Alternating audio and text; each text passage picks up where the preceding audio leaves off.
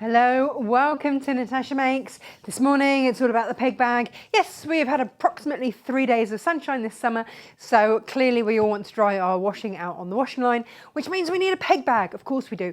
So that's what we've got for you today. It's a remake of my Posh Peg Bag. If you've already got the pattern, dig it out, get making again. And this time we've got some gorgeous fabric bundles for you. We've got the posh hangers again, you know, the sort of velour-y finished ones. We've got those back in stock again, and you can either buy them 3, 2 or 1 with your pattern today. And then also, obviously, like I say, we've got fabrics for you, and this is what it makes. So a peg bag that you can hang on your washing line. There's a couple of threads there. And then just easy reach and very, very roomy in there as well. We've got this version, if you'd like it, which is a tilde one. Let's take a little look. We are pre-recording today because we're on a Natasha Makes Zoom members make. So but everything is loaded for you, ready to go. This is the tilde version. Now, this is the only one that has got 1/2 meter of cotton fabric so that you can fussy cut, and because a fat quarter of your normal width fabric is not quite enough. So the bundles that I've got for you to show you in just one moment, they are all wider width fabrics, and so a fat quarter works with those. Otherwise you'll have a 1/2 meter and a lot of fabric left over. Let me just show you from that 1/2 meter. I ended up with, let's have a little look. Yeah, that much fabric left over, but a fat quarter would have been just a little bit too little for it.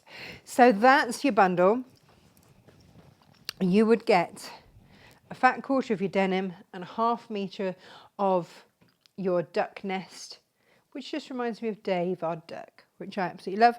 And then we have got for you today, let's check them out.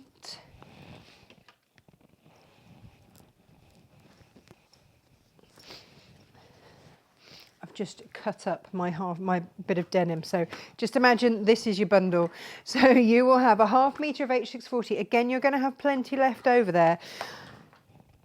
A fat quarter of denim. This is what you'll have left from your fat quarter of denim, okay? But now you get to choose. This is your fat quarter of dashwood, so you'll have the same sort of amount left. These are beautiful. They're actually lawn, cotton lawn, so really, really durable, but slightly lighter weight in just touch and feel, but they are incredibly durable. A cotton lawn has got much finer threads, but they're very, very tightly woven, so they're incredibly durable. In fact, there are some shops that when they offer a cotton lawn shirt, they will offer it with a lifetime guarantee because they are that satisfied that the cotton lawn is going to last. So that is one of them. And these are from Dashwood, and they're just a lovely, gorgeous, sunny collection, and I really, really love them. You've got the orange there, which just pops with the indigo. This is my indigo medium weight denim, and it just works. It just works for these. I absolutely love it. Then we've got the pink here. I've got this in pink or the blue, so it's entirely whichever you like, but again, that indigo just making everything pop here. So maybe you want a ditzy, maybe you want a medium size, or maybe you want a larger print fabric. Maybe you don't want anything floral at all, in which case what I've got for you today is your beautiful paisleys. And again, all of these are kind of non-directional, doesn't really matter which way up. This one has got the darker background, which goes beautifully with that denim, just sort of merges in. Or if you want the one that's going to pop completely, then go for the lighter one. You know I am a sucker for a paisley. I'm going to pick this one today, I think. Oof, decisions. So, with your bundle, you can choose to get the pattern, and please make and sell. You know, everyone asks a lot, is that okay? Yes, it is absolutely okay. You will get your template, we'll talk about that in a moment, and then your step-by-step instructions, and then you can either have it with 1, 2 or 3 hangers, depending on how many you think you're going to make. It's entirely up to you. So they are your options. You might already have the pattern. That's absolutely fine.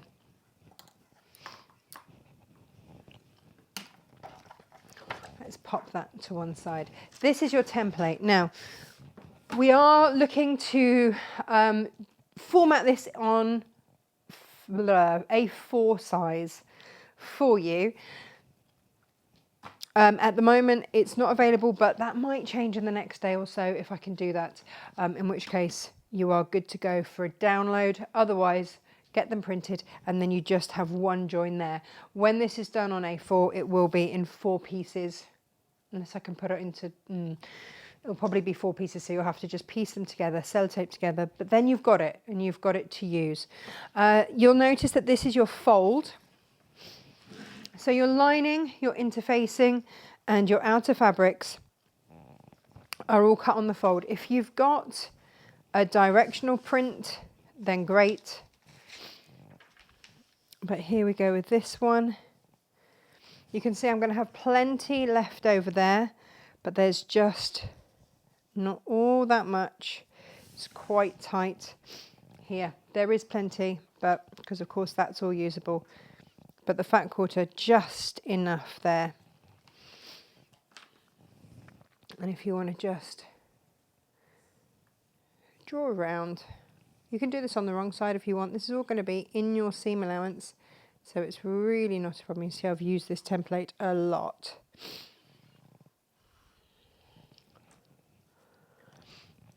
And if there are bits that you can do with your rotary cutter, then do.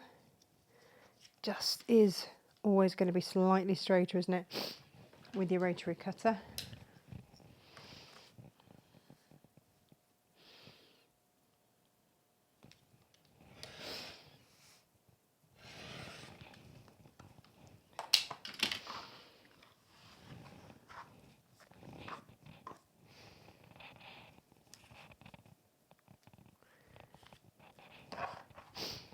Now with your interfacing, you've got enough to cut on the fold, but if you've got 2 old pieces of interfacing that aren't quite big enough, then you can always, I'll show you, splice them together.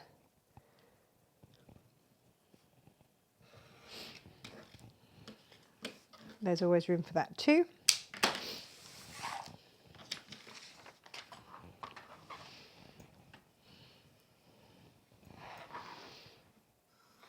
And in this instance, I'm going to interface my lining fabric. This will be my lining fabric here.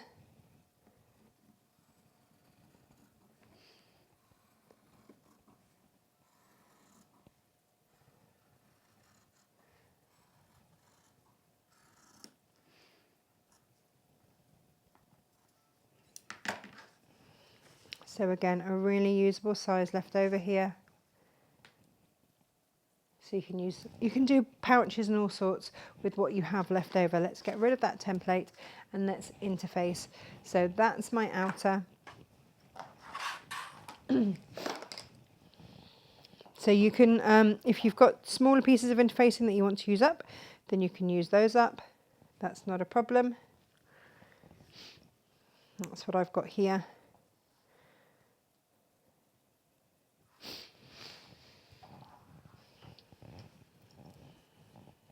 Or you can cut it on the fold in one. But if you are making more than one of these and you've bought more than one bundle, then you may well be able to use what you've got left over interfacing wise to make a second one. Or an extra one if you piece it together like this.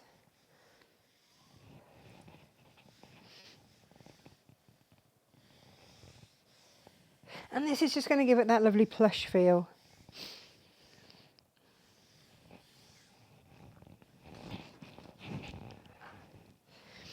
And just put my interfacing on the other side. Marry those up there.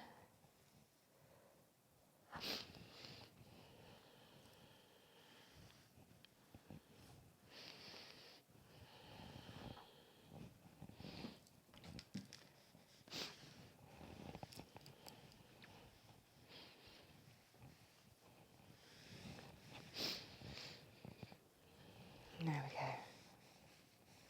So this is not a long and complicated make at all.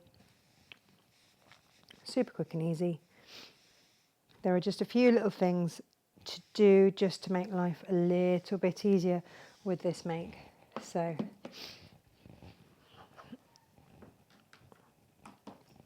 let's fold this back in half. Just cut out those bits.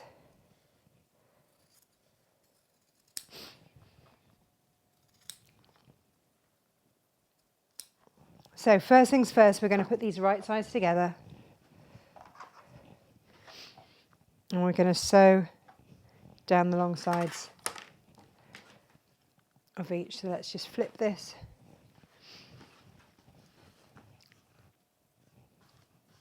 Pop them right sides together. Down one side, and then we stop. Okay, excuse me, it's hay fever, says my nose is just streaming.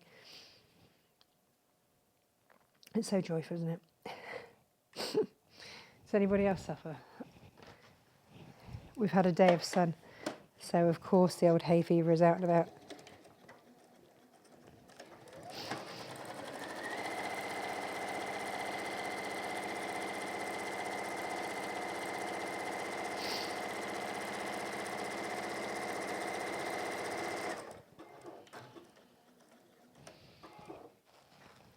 And then in with the next one.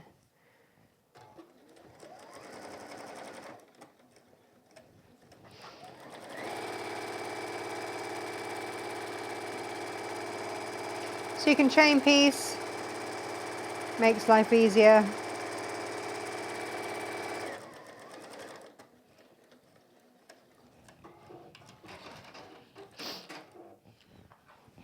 Just finishing off that stitch. And here we are. So what we've got now is the basic shape. Like I say, this comes together really incredibly quickly. And then what we're going to do is sew along the bottom, but we're going to leave a big turning through gap. Okay, so we're not going to sew very much along the bottom.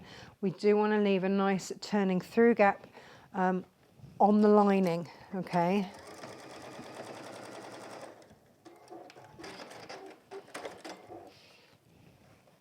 Because you've got to get your hanger through this later. And I don't want you to struggle. So then what you'll see is you've got these squares.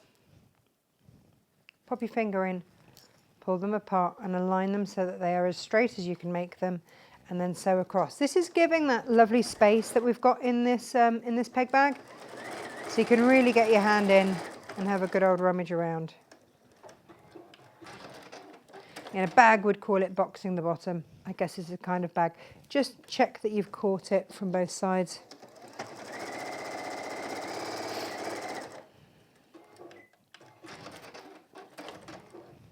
So if you want to pinch and find that centre bit there, then you can, and then align it with your seam.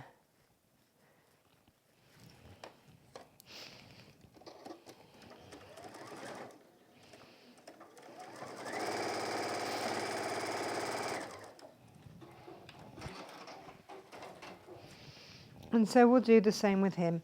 So with our outer fabric, as it is there, in fact, let's just give you a better view of this.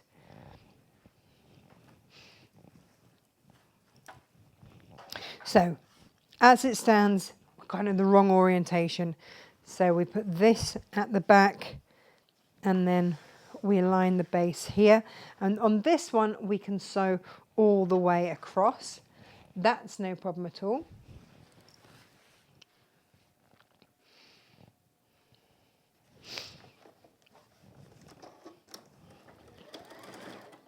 So we left the turning through gap in the lining.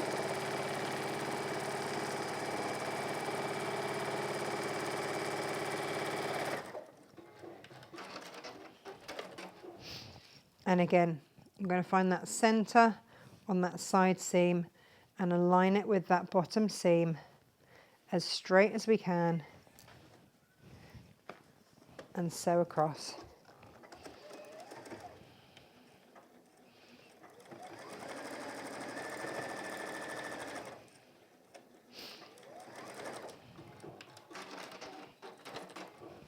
And the same here.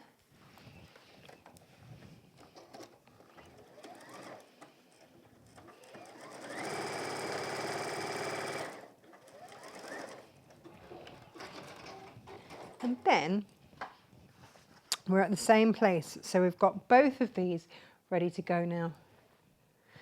Outer lining, perfect. Let's turn our lining fabric through the right way and then place that inside our outer. So we're right sides together. You want to align that back seam.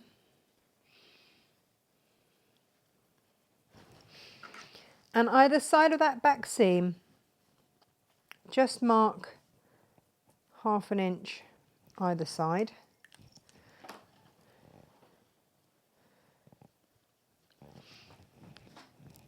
Pop your pins in.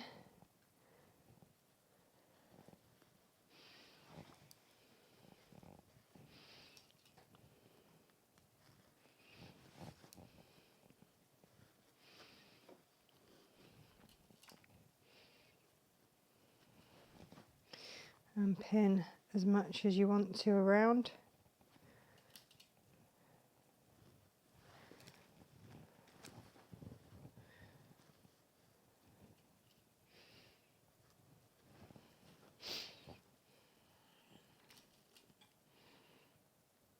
There are some curves here, so you might just want to make sure that you do pin well.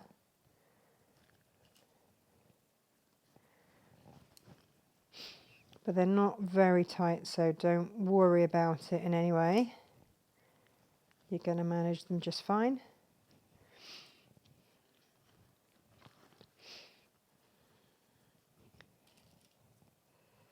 There we go. So we're going to sew all the way round. If you've got one of those machines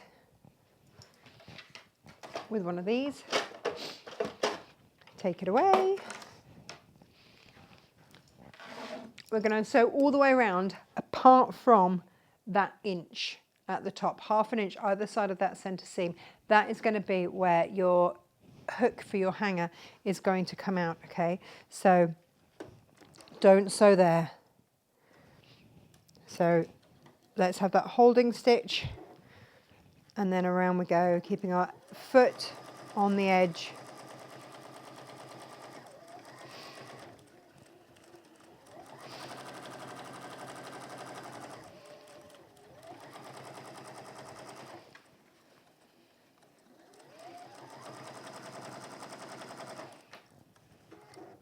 Now, if I was sewing this from the other way, let me just show you. If I wanted to sew this from the other way, then I would be using this bit here. But it just depends which side you're happiest sewing it from. I just realised I'd taken that off and then I wasn't using it that way. I sew both ways, so it doesn't really matter to me. Some people feel more confident if there is a curve and find it easier if it's just able to just sit under the machine.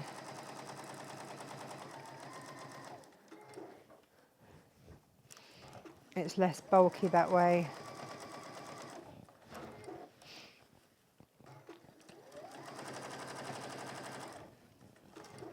As you can see, it doesn't really, it's easy to do it from both ways. So if you haven't, I got used to this because my my mini beast doesn't have the sleeve takey-offy bit. It's got a technical name, but that name eludes me at the minute because my sewing machine, my mini beast, my semi-professional, semi-industrial rather, doesn't have that feature. I kind of got used to sewing without it, so it doesn't sort of bother me. If you want to just check that you've caught everything, if you've got a little juddery bit somewhere where maybe you've gone and just caught, just if there's anything that you just want to alter anywhere on there, then you can, or maybe you feel that you've come a little bit too close to the seam, then just go around. There's really no worry about that. Yes, of course, we did pin it.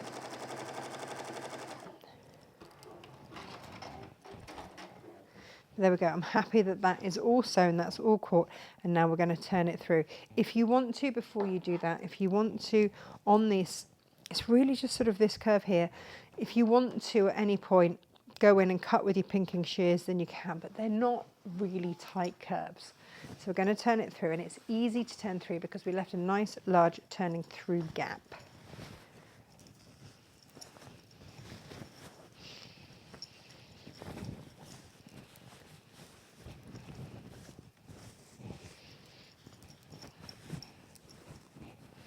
Now at the top, let me show you what happens at the top. We're going to give this a really good press, okay? But at the top where you left that inch, you're going to fold it down and you're going to give that a very good press. If you want to, you can just sew that seam down with a couple of stitches. If you want to, then you can go across to your machine,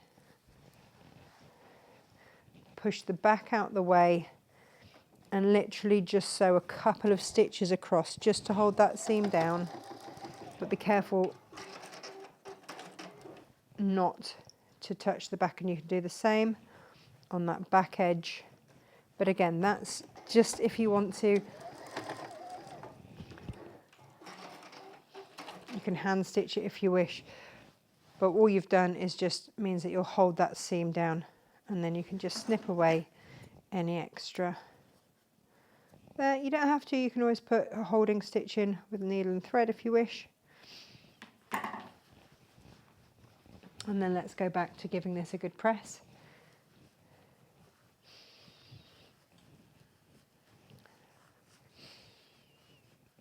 Now you can top stitch if you want.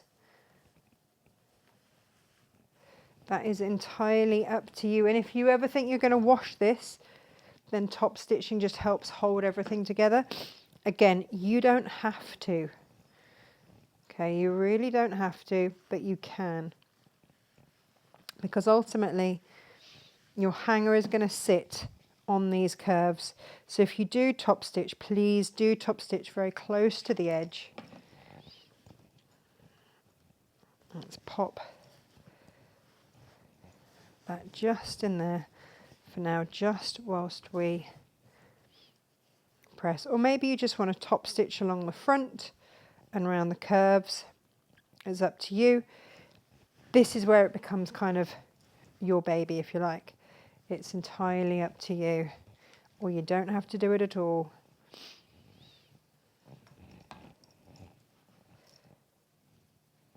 But do just give it a mighty good press. That's all I would say.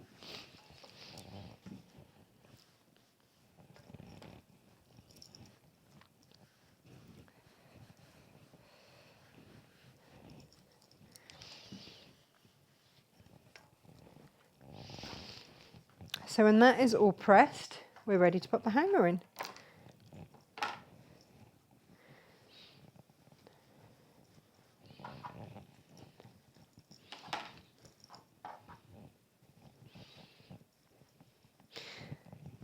Now, you'll find your own way to do this. Generally, it's not like that. Generally, you have to put the hook in first, and there is just a little bit of jiggery-pokery that has to happen as you just pop it in. And if you need to just widen that turning through gap a little bit, then do. You don't want to snap your hanger, so I would rather widen that turning through gap. You did need enough sewn on that bottom line just so that you could do your your edges, but otherwise then in it comes. And once it's in, you want to get the, there we go, the right side of the hanger. I've put this in the wrong way around.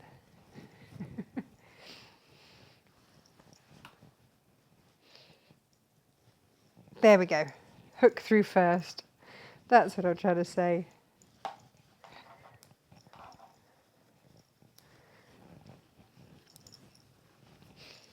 And then that will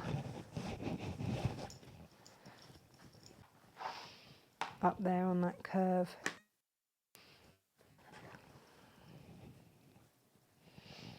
Now, you might want to still, if you don't want to sew that seam down, and again, that might be a little bit fiddly. If I give you all the options, and you can just choose, can't you? It's up to you then. But that is going to sit there. So if you want to, you can just pop a holding stitch either side of it there, which looks really pretty smart. And then over here, just fold under your turning through gap. Give it a little press, and then just top stitch along there just to hold it in place.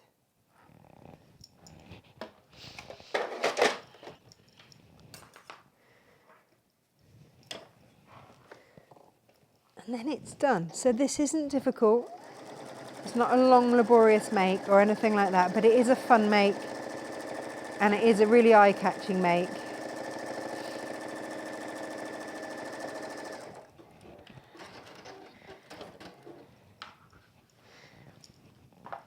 And again, you could make this with baby fabrics. You could have this hanging off the front of the changing mat and have it filled with nappies and all sorts. It doesn't have to be, it really doesn't have to be a, what's the word I want? Peg bag. It's not difficult, is it? I'm just going to machine stitch either side there just to hold that in place. Again, you don't have to, you can hand stitch it, but I am just going to put, and I'm just going to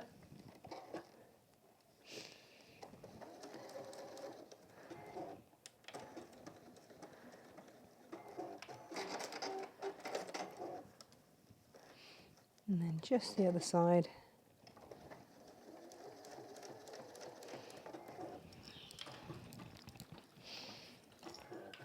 You can just put one little stitch in either side if you wish, but all that does now is just hold that in place there, and then I'll cut off any loose threads, and that is then your peg bag all done and ready, and that swizzles around. Give it another good press once you've got it all your turning through gap and everything in place. You can give that another good press. But make and sell, you know, these are always really, really, really popular ones, and they last, gosh, they last forever. But again, like I say, make it out of baby fabrics, have it hanging in a nursery as a little tidy up, or in a kid's room as a tidy up.